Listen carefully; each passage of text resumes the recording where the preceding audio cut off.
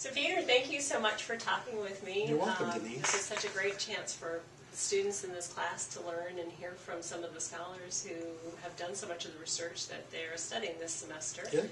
And, you know, I think about your research, and you could speak to so many of the topics that are addressed in a course on interpersonal communication, your work on nonverbal communication, but it seems as though what you do that's really unique and has been really groundbreaking has been your focus on emotions, and particularly the social emotions. Sure. So tell me what sort of brought you to a career as a communication researcher, studying emotions in particular. Yeah. Well, as an undergraduate, I was a political science major, but I switched for my advanced degrees just because I was so fascinated in the process of human communication. With regard to emotion in particular, our field, when I first got involved in it, mainly studied attitudes. Mm-hmm. Occasionally, we studied behaviors, but it was pretty much lip service to behaviors. There were people that called themselves behaviorists, but there really weren't a lot of behavioral outcome variables. Mm-hmm. And then in the late 70s, a revolution that spilled over out of psychology took place in communication, and that was the cognitive revolution. And so we put the mind back in the person and began to study people's cognitions and thoughts and such in depth. But what was left out of that picture in much of the 1980s was feelings and emotions. And of course, humans are highly emotional creatures. You know, we can talk about as many as a couple of dozen discrete emotions and a number of different combinations. And it turns out those drive a lot of behavior. And my work in nonverbal had suggested that emotions were very central. Mm-hmm. And so it was natural for us to begin to do a series of studies on various emotions, love, jealousy, and others, and to write a handbook on the nature of communication and emotion. Mm-hmm. Mm-hmm. So I've always been really interested in the way you have targeted these core emotions within interpersonal relationships. Mm-hmm. Really powerful emotions like guilt and jealousy and embarrassment. Yeah. And why are those emotions in particular so important to you to understand? Well, most emotions are social. They're social in their origins. I mean, we can get angry when we hit our thumb with a hammer, but it's much more likely we're going to get angry at a friend or a spouse or a child or something. If they hit our thumb with a hammer. Well, especially in that case. But it turns out that there are some emotions that are almost hyper interpersonal, virtually impossible. It's really hard to experience jealousy in a vacuum.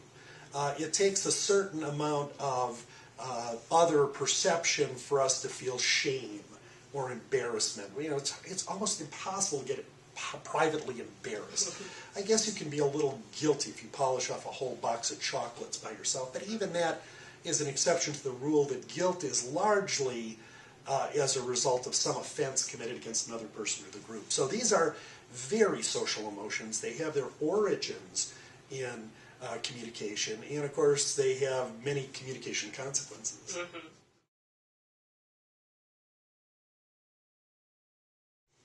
So Peter, I'm really interested in your opinion about the important discoveries communication researchers have made about emotion, either past discoveries that you want to highlight or things that you think are questions that we really ought to be attending to, particularly going forward. Well, we'll do some of both. Humans like to think of themselves as highly rational creatures, and to some degree we do make rational, thoughtful decisions about things, but many decisions we make are the result of habit or happenstance or sudden impulses, of which emotions play a very central role. And for instance, anger occurs spontaneously. Almost never do we plan on being angry. Love occurs in certain kinds of interpersonal contexts when certain feelings are evoked by those interpersonal circumstances. So humans then are driven often to engage in behaviors that they logically would not engage in. I even think about, if we were really logical about it, would we have sex? Would we have children? Not probably very likely. You know, I say to my classes, you know, people have children. They can have a new Beamer every 2 years, or they can have a child. It's their choice. Same cost. Same cost. Only the Beamer doesn't keep you up at night. You don't have to change dirty diapers. But of course, you know, having a family is one of the most wonderful things in life, as you know. And it's not a rational decision. Certainly, what a woman does to her body during that time is not a rational decision. It's driven by emotion. It's driven by sexuality. It's driven by love. It's driven by intimacy. These are the things that cause people to form these deep interpersonal familial relationships. I've often thought that a lot of what we do to make sense of our relationships is trying to use our big brain to make rational the crazy things that emotions drive us to do. Absolutely. It was Elliot Aronson years ago that said humans are rationalizing creatures, not necessarily rational creatures. We often behave for reasons unknown to ourselves because of habit or personality or interpersonal circumstance, and then we rationalize and justify why that was a reasonable way to behave after the fact. So what can students take away from this then, if emotions are kind of this... Well, you know, you can't escape emotions, but you can recognize them. I do a lot of consulting with executives about emotional intelligence. And emotional intelligence is, first of all, to recognize you have emotions.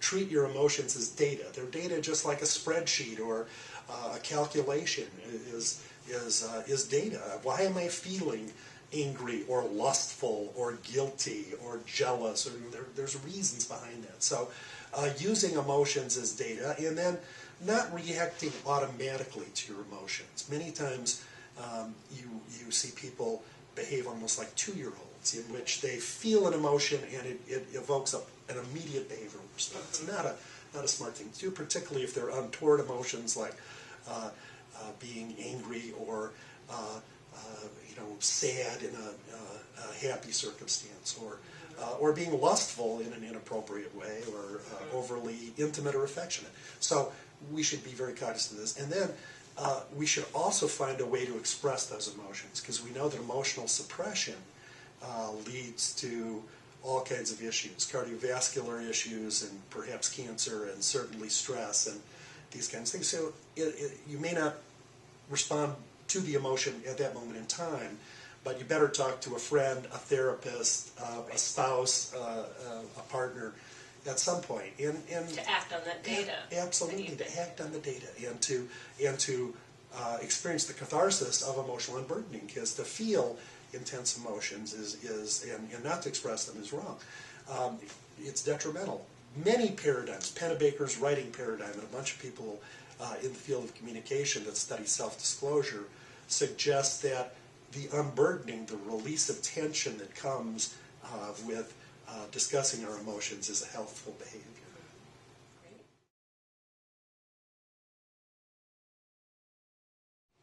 So Peter, a question that's close to the heart of any student in college right now is what they will do after they graduate.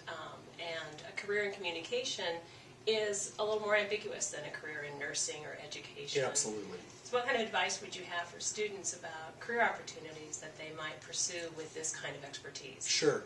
You know, if you are an electrical engineer, you're going to get a job as an electrical engineer.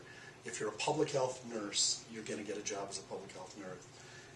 If you're a communication major, you're going to get a potential job in about 100 different venues. So I guess my first bit of advice is be open-minded, cast a wide net. You might be in human resources or public information or sales or the service sector. I mean, there's all sorts of things you may wind up getting a teaching credential and teach.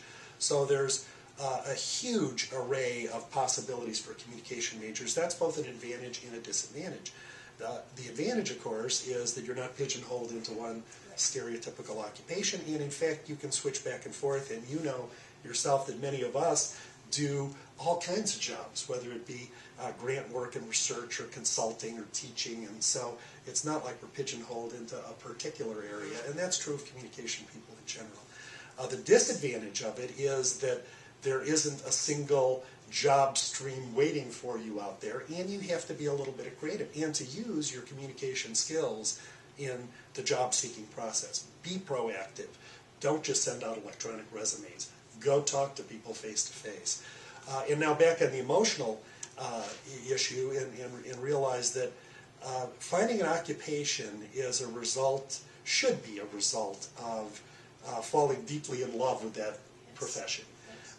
The most important decisions in one's life should be in part logical, but they should be matters of the heart first and foremost. Who you spend your lives with, who your best friends are, whether to have children, and what to do with your life are matters of the heart. They're less so matters of the head, because you have to feel good about going to work or coming home to your partner or whatever. And if you don't have those positive emotional qualities, life gets to be sad. Absolutely.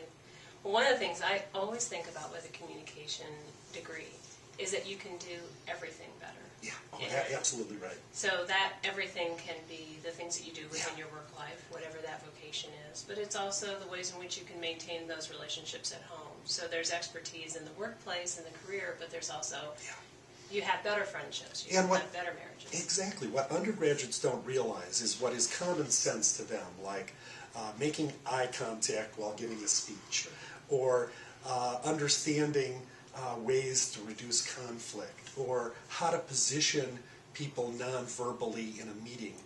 Might seem babyish and common sense to them, but they're often divine revelations to engineers and accountants and doctors and many of the other people we can help in profession. So even an undergraduate degree confers on a person a whole suite of skills that they have to think about consciously and deploy in whatever they do, whether they're a waitress or a business executive.